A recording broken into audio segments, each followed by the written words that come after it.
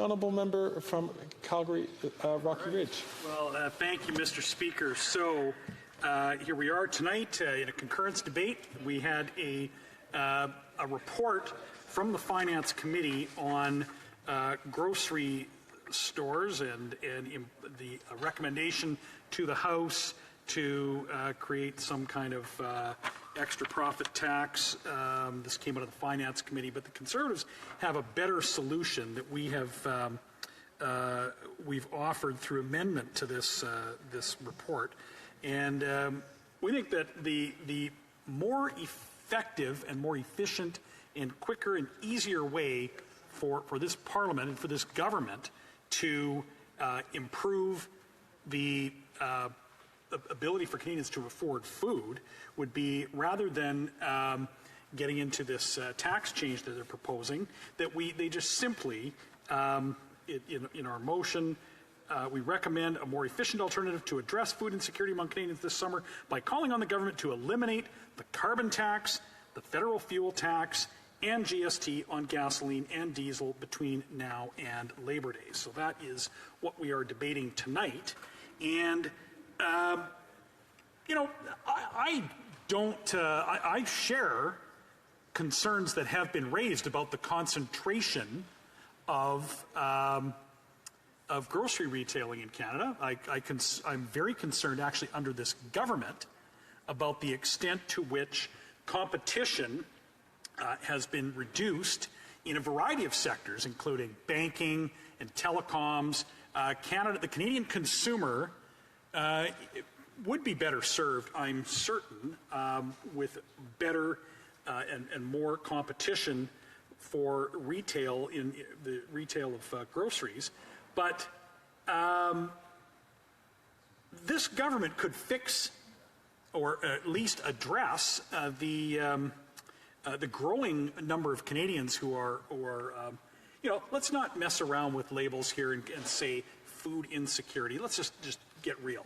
People are hungry. People are skipping meals. People are compromising on the quality of ingredients that they buy. We have seen this.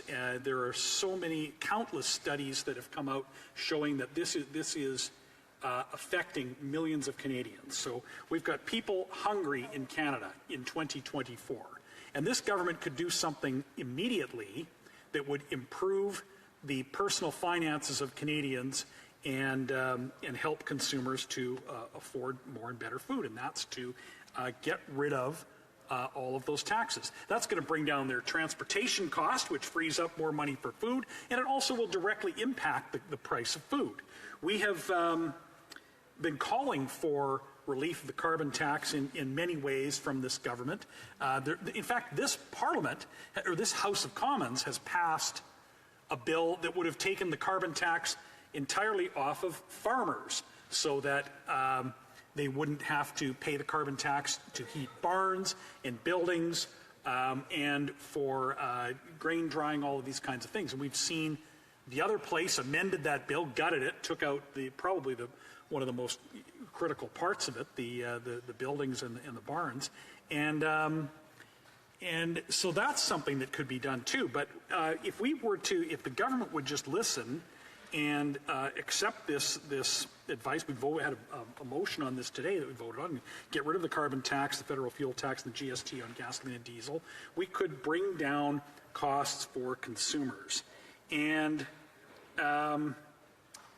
this would be so important for so many reasons. But this would help both the producers and it would help the consumers. And for the consumer has basic costs. They have shelter, they have food, clothing, transportation. The carbon tax directly impacts all of these things, but especially food and transportation. And it doesn't matter, Mr. Speaker, whether you own a car or not. The carbon tax and the other federal taxes on fuel affect municipalities' ability to run transit systems. So even if you take the bus, you will benefit from this proposal that the Conservatives have to send back to the Finance Committee. And if you do drive and have to drive your car to get to the grocery store, drive your car to take your children to activities or to school, then you're reducing your budget for transportation is going to help make up what is available for food or shelter or other needs. Now, if you're a Canadian that is at least able to get by and can actually, on a month-to-month basis, afford the home that they live in, and to keep a car on the road, and to keep food in the fridge, and you might want to just take a little vacation this summer. This will help Canadians that are struggling and just want to put the kids in the car, as the member for the health minister talked about in question period the other day, but like put the kids in the car and drive out to the mountains or the lake or the beach, depending on where you live and what kind of things you've got nearby for recreation. I mean, this is Canadiana. This is what Canadians do. They get out and go and see the beautiful country that we live in, Mr. Speaker.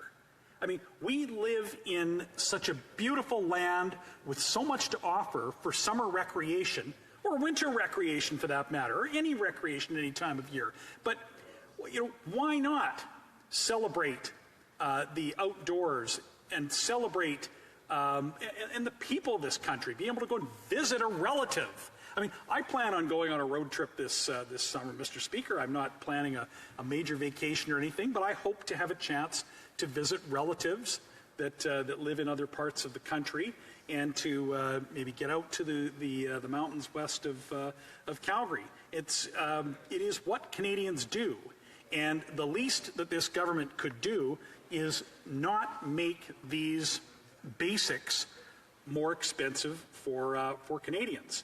So a Canadian that can save a little bit of money on their fuel to go on a trip this summer is just going to have more money in their bank account for other things. But the approach of this government has been to tax and regulate the economy to the point where we are at the very bottom of the G7 for per capita GDP growth.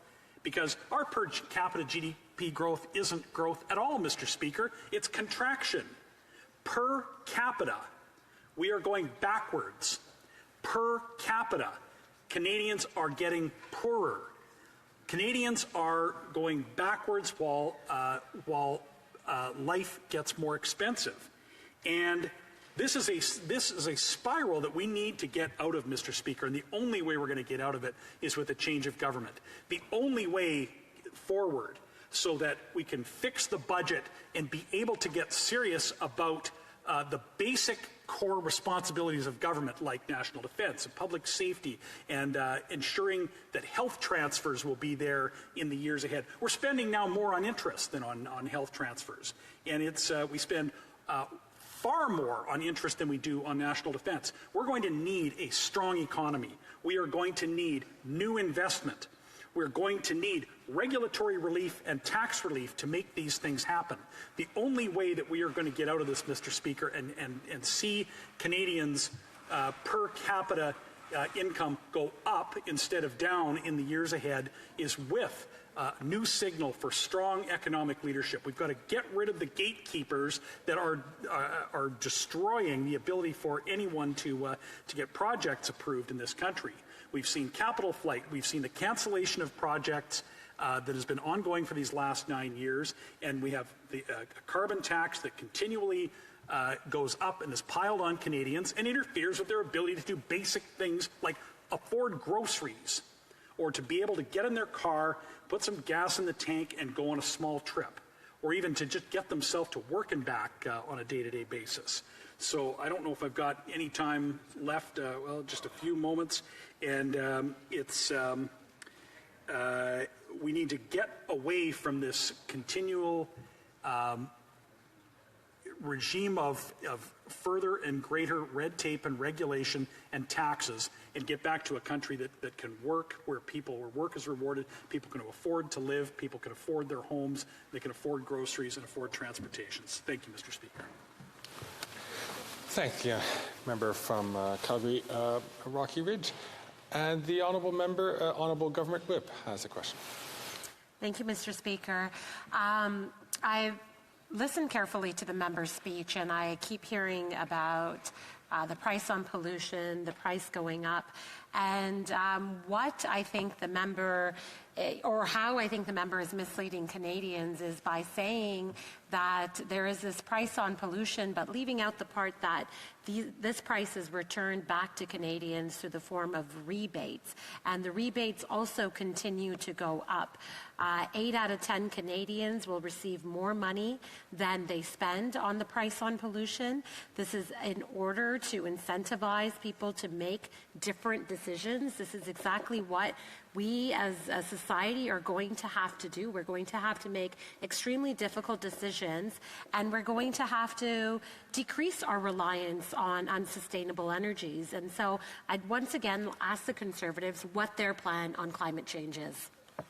The honourable member from Calgary, Rocky Ridge. Right, well, there's a lot to unpack there, and we'll see who's misleading Canadians. I mean, in my speech, I was very clear. I talked about the carbon tax, and this carbon tax is something that the Parliamentary Budget Officer has debunked her assertion about what people get back versus what they pay. When you take into account the economic cost of the carbon tax, and that's what it is, it's a tax, more Canadians pay far more than what they get back.